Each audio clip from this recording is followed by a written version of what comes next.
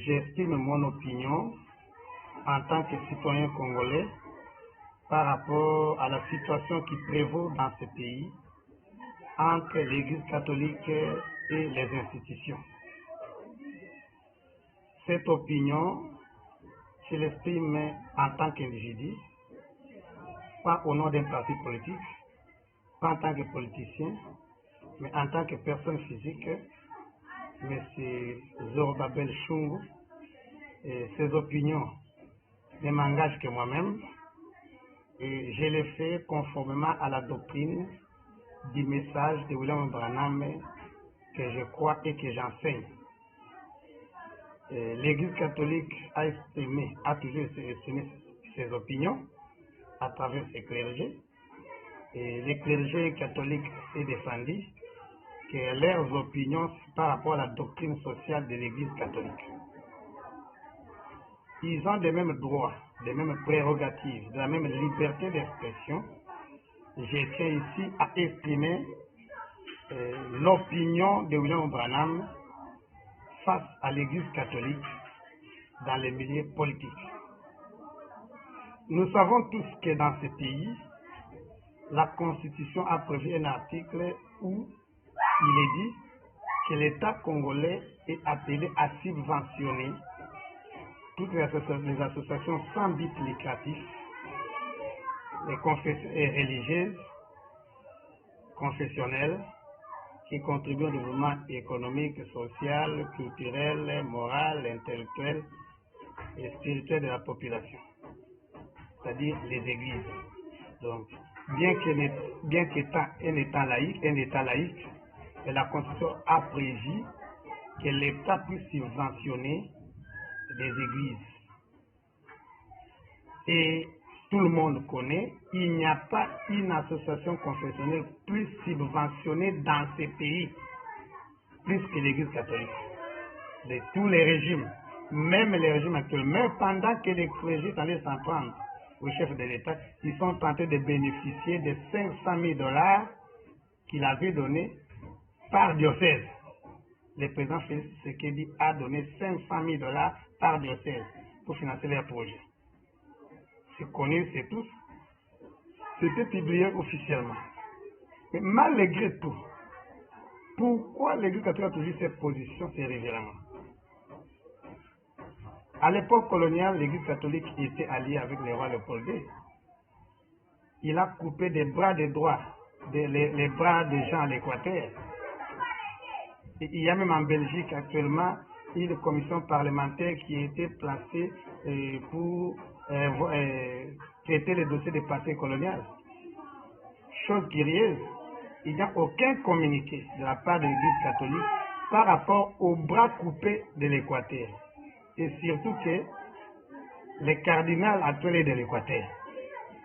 Il n'y a pas une province, à ma connaissance, je ne suis pas historien, je suis ingénieur, et de toutes les recherches que j'ai déjà faites, je n'ai jamais trouvé une province qui a subi des atrocités coloniales plus que l'Équateur. Et je ne sais pas si l'Église catholique, si les cardinals, avec cette commission parlementaire là, chargée d'observer les passés coloniales en Belgique, a déposé sur la table les dossiers des bras coupés de l'Équateur pour les caoutchoucs. Et nous arrivons en République démocratique du Congo. Patrice Emery Lumumba s'était déclaré officiellement des religions catholiques, il y a des vidéos. Alors, en Belgique, il y a le procès de Patrice Emery Lumumba, on a invité tous les suspects, tout ça. Jusqu'aujourd'hui, on ne connaît pas pourquoi on n'a pas aussi interrogé l'Église catholique. Quel est le rôle que l'Église catholique a joué, puisque l'Église catholique était officiellement opposée à Lumumba. On fait des campagnes contre Lumumba. Nous arrivons avec d'autres régimes qui continuent jusqu'aujourd'hui. L'Église catholique bénéficie de grandes subventions. Mais pourquoi ces revirements? Pourquoi cette position de l'Église catholique? C'est ce que je voulais donner, l'opinion de William Branham. Dans notre doctrine, telle que nous enseignons William Branham, il nous dit ceci: tous les pays sous l'emprise catholique, n'ont jamais été capables de subvenir à leurs propres besoins. Ça, c'est l'opinion de William Branham. Il a dit ça dans le 18 mars 1963, dans le sermon intitulé Les premiers sauts, paragraphe 391. William Branham nous dit ceci: tous les pays catholiques, sous l'emprise catholique, ne peuvent pas subvenir à leurs propres besoins. D'après notre doctrine, les plus grands problèmes concernant la pauvreté d'un pays, c'est l'Église catholique.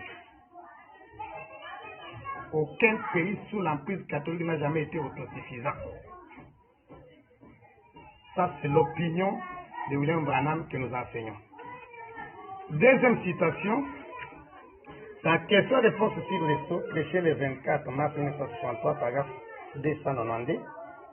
Branham dit ceci: or, l'Église catholique, là, comme elle a fait payer les messes et tout, elle détient les richesses du monde.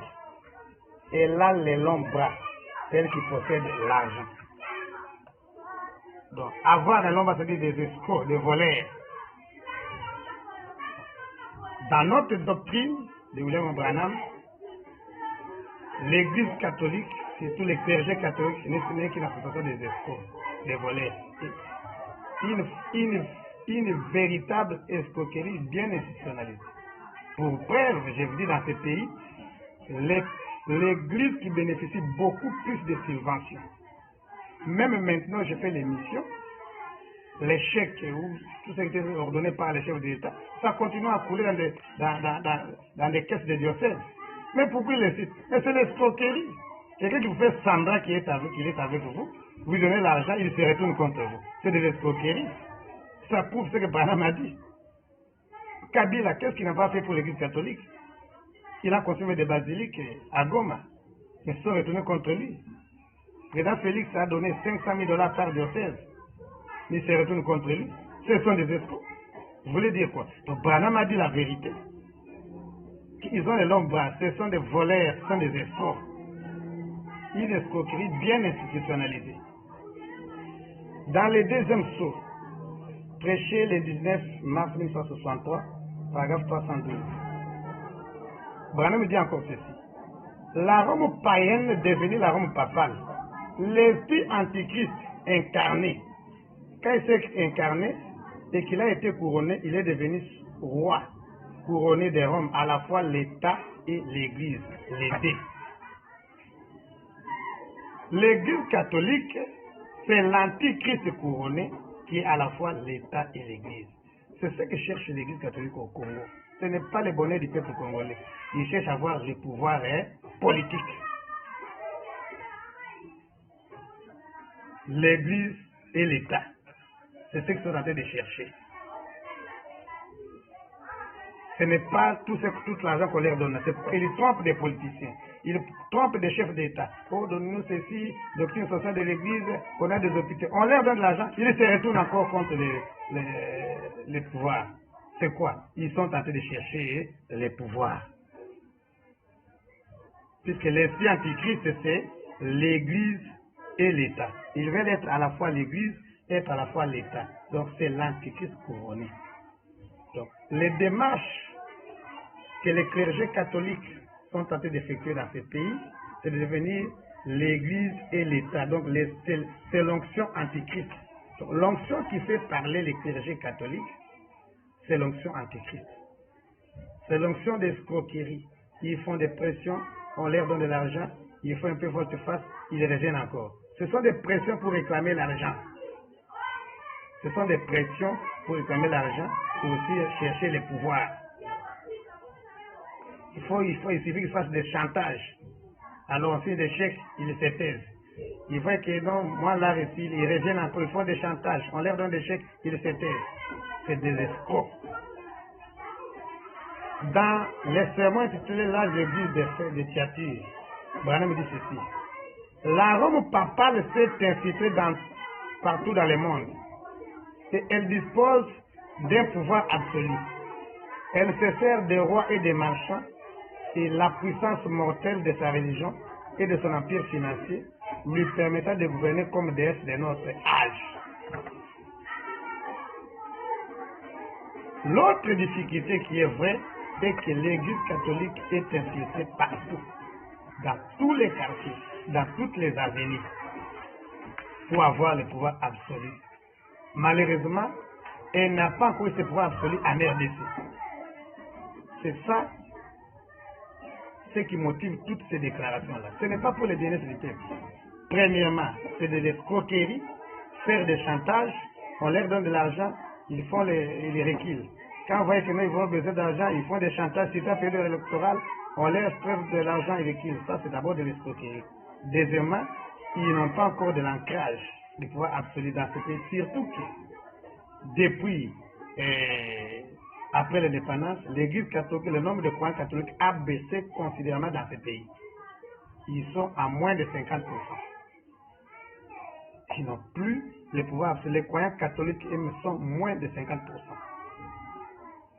Et quand ils vont se diviser, puisque même les tribalistes, même au sein de l'Église catholique, automatiquement, ils n'ont pas vraiment une même mise maintenant sur la politique. Ils sont en train de faire les efforts comment gagner les pouvoirs absolus en RDC. Si le temps ils ont perdu plus de 50%. Et les 41% qui leur reste d'après les déclarations que j'ai suivies à la radio, et d'après aussi l'annuaire, les rapports de la CENCO que j'avais téléchargés sur Internet, ils sont en baisse.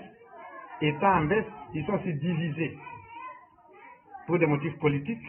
Alors l'Église catholique est incapable de pérenniser le catholicisme au pouvoir, puisque plus de 50% des Congolais ne sont plus catholiques, et même les catholiques qui sont restés, ils sont divisés pour des motifs tribalistes et politiques. Conséquence, l'Église catholique est en perte de vitesse. C'est comme quelqu'un qui est en train de se noyer, cherchant même une feuille pour s'accrocher. Quelle est la solution à ce problème? Nous avons entendu des déclarations, les gens qui ont répondu au cardinal, les gens qui ont répondu au secrétaire général de Sénéco. La solution de leur Branham, il y en a deux. Les solutions, il y en a deux. Prévues par Dieu. Les plans A de Dieu contre l'Église catholique, c'est le communisme. William Branham dit ceci. Dans la parole parlée la sémence originelle prêchée le 18 mars 1962, paragraphe 33, il dit ceci. La raison pour laquelle le communisme est apparu, c'est à cause de la conduite illégitime de l'Église catholique outre-mer en Russie. Donc, les plans A de Dieu contre les catholiques, c'est la Russie. En Russie, on avait chassé l'Église catholique romaine. Déjà que l'Église catholique orthodoxe qui est là. Aujourd'hui, on commence par de Poutine. Pour que Poutine vienne en RDC, il faut d'abord qu'il chasse l'Église catholique. Vous voyez que vous n'êtes pas. Donc, la Russie n'a jamais été en bonne relation avec l'Église catholique depuis un certain temps. Catholique et romaine, j'allais ajouter. Dans le sermon de l'accusation, prêché le 7 juillet 1963, paragraphe 339. Pourquoi donc? Pourquoi est-ce que la Russie est passée au communisme? À cause de la vulgarité et de la saleté et de l'absence de puissance de l'Église catholique. Donc, William Branham dénonce la conduite illégitime. Donc l'Église catholique est une conduite illégitime, une conduite vulgaire, une conduite sale et l'absence de la puissance de Dieu.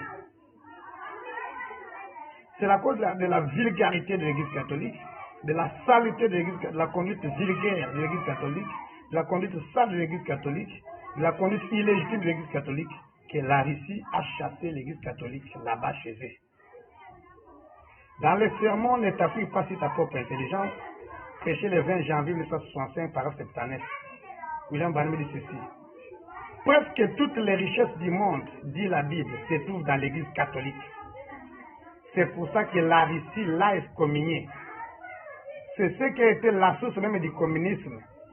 C'est parce que l'Église catholique enseignait qu'elle était quelque chose alors qu'elle n'était pas différente du reste du monde. La Russie avait chassé l'Église catholique. L'Église catholique n'a pas de l'emprise en Russie. Si vous êtes vraiment en harmonie avec l'Église catholique, vous ne serez jamais en harmonie avec la Russie. Sur le plan spirituel. Ils ne vont pas intervenir rapidement. Si vous êtes en bon terme, en harmonie, si vous êtes une nation qui est vraiment en parfaite harmonie avec l'Église catholique romaine, vous ne serez jamais en parfaite harmonie avec la Russie, du point de vue idéologique. Dans La semence du serpent, prêché le 28 septembre 1958, parole du 9, Branham dit ceci. La Russie est en train de s'élever pour venger les saints de l'Église catholique du sang des saints qu'elle a versé. La Bible a dit, elle va emporter toute la chose. D'après la prophétie, c'est la Russie qui va détruire le Vatican. Cette guerre à l'Ukraine-là, ce n'est qu'un jeu d'enfant. Même si Poutine quittait, quelqu'un pire que Poutine sortira de la Russie. Et il va bombarder partout sur l'Église catholique. C'est la Russie qui va détruire l'Église catholique. C'est d'après la prophétie. Vous trouvez ça même dans la marque de la bête. La Russie va marcher même sur le Vatican. Ce qui se passe en Russie, c'est un jouet d'enfant. Il y a une guerre en gestation où la Russie va détruire carrément le Vatican. Il va bombarder le Vatican. À cause de la conduite vulgaire de l'Église catholique, la Russie avait chassé l'Église catholique. La Russie a poursuivi l'Église catholique partout, elle cherche à avoir de l'emprise. Et la Russie ira jusqu'au Vatican, un jour. Donc ça, c'est le plan de Dieu pour affiner avec l'Église catholique. Donc, si on veut politiquement réussir, il faut se débarrasser de l'Église catholique. Malheureusement, tous nos leaders politiques ont eu l'opposition de l'Église catholique, mais sans jamais réussir à se débarrasser de l'Église catholique. Il faut toujours en train de leur donner de l'argent, de leur donner de l'argent. On parle de la position de l'Église catholique. Mais il y a un conseiller du chef d'État qui est un prêtre catholique en matière de religion. Je ne m'en prends pas au chef d'État, je ne suis pas dans l'opposition. C'est juste une information que je donne aux Congolais. Le conseil du chef d'État en matière de culture, tout ainsi de suite, et des religions, c'est un prêtre catholique. Et je sais que le chef d'État, avant de prononcer son discours contre l'Église catholique, les prêtres là, catholiques a lu. Vous comprenez le verset, puisque le chef, avant de prononcer un discours, c'est que je vais demander son conseil par rapport à la situation. Donc, le chef d'État a certainement, le discours là, de Mouvement, certainement que M. l'abbé là, qui est conseiller en matière de religion, a lu ça, puisque le chef d'État allait faire mention de la religion dans son discours. Donc, le conseiller a donné son avis. Vous comprenez dans quelle situation on est trouve. Ça, c'est politiquement, il faut se débarrasser de l'Église catholique. C'est la solution. Spirituellement aussi, devant cette situation, qu'est-ce qu'on va faire puisque nous voulons que le Congo soit libéré? Et la dernière puissance coloniale qu'il y a dans ce pays, c'est l'Église catholique. Non seulement coloniale, c'est une puissance qui sème des confusions partout. Il faut les écarter. Voilà pourquoi Donald Trump n'avait pas voulu faire la reprise avec Joe Biden, puisque c'était un catholique. C'est la deuxième fois qu'un croyant catholique soit président des États-Unis d'Amérique. La première fois, c'était John Kennedy. Et Branham a dit, lorsque John Kennedy a été élu président, il dit, l'Antichrist est entré dans la Maison Blanche. C'est ainsi que Donald Trump a refusé de faire la remise de reprise avec un catholique aux États-Unis d'Amérique. C'est un pays à tradition protestante. Et Donald Trump ne pouvait pas supporter de faire la remise de reprise avec un président catholique. Et le Congo, notre pays, pour la première fois, a eu la chance d'avoir un président, un non-catholique comme président de la République. Puisque Kasavubu était catholique, Patrice Lumumba catholique, Mobutu catholique, et Kabila catholique, Et pour la première fois, on a un président non catholique. Alors, écoutez la dernière solution par rapport à cette vidéo, selon William Branham. Dans question-réponse du 23 décembre 1959, paragraphe 12, écoutez ce que Branham a dit. Ce que Branham dit, que je propose au Conseil du chef de l'État, au service de sécurité, à tous ceux qui entourent le chef de l'État d'exploiter cette déclaration de William Branham. Il dit ceci, face à cette situation que nous traversons. Branham dit ceci. Le président de Haïti m'a envoyé une invitation m'assurant de la protection de toute famille. Chez nous, c'est la garde républicaine. Le président de Haïti avait donné une invitation à William Branham. Aujourd'hui, Branham n'est plus. Il y a plusieurs de ses enfants, des aiguilles de réveil, des aiguilles de messages. Il a reçu une invitation du chef de l'État de l'Haïti. Il lui a assuré la protection de sa milice, c'est-à-dire sa garde républicaine comme nous. Il y a un soulèvement là-bas. En effet, ce qui désire, c'est que nous venions présenter ce genre de ministère, car il a appris que celui-ci avait agi là à Saint-Jean l'année dernière quand nous y étions. Il a dit qu'il pensait que c'était la seule chose qui puisse sauver son pays. Vous voyez?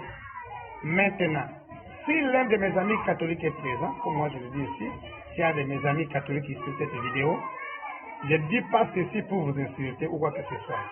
Ce n'est pas mon intention. Mais l'Église catholique essaie de prendre le pouvoir en Haïti. Voyez-vous?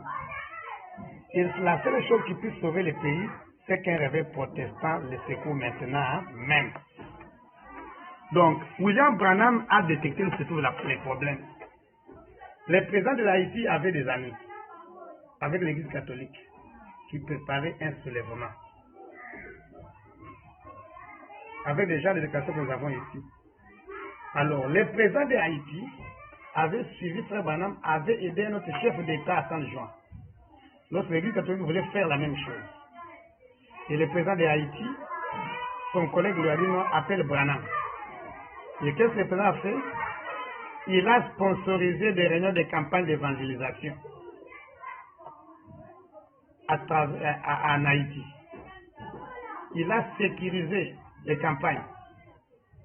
Et cela a stoppé le soulèvement de l'Église catholique romaine. Pourquoi? L'Église catholique cherche à s'emparer du pouvoir.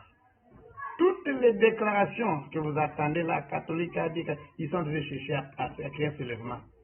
Ils cherchent à chercher le pouvoir. Peut-être que le cardinal soit président de la République et le secrétaire général de la Sénégal, premier ministre. Peut-être qu'ils cherchent. Et pour ça, il fallait un réveil protestant.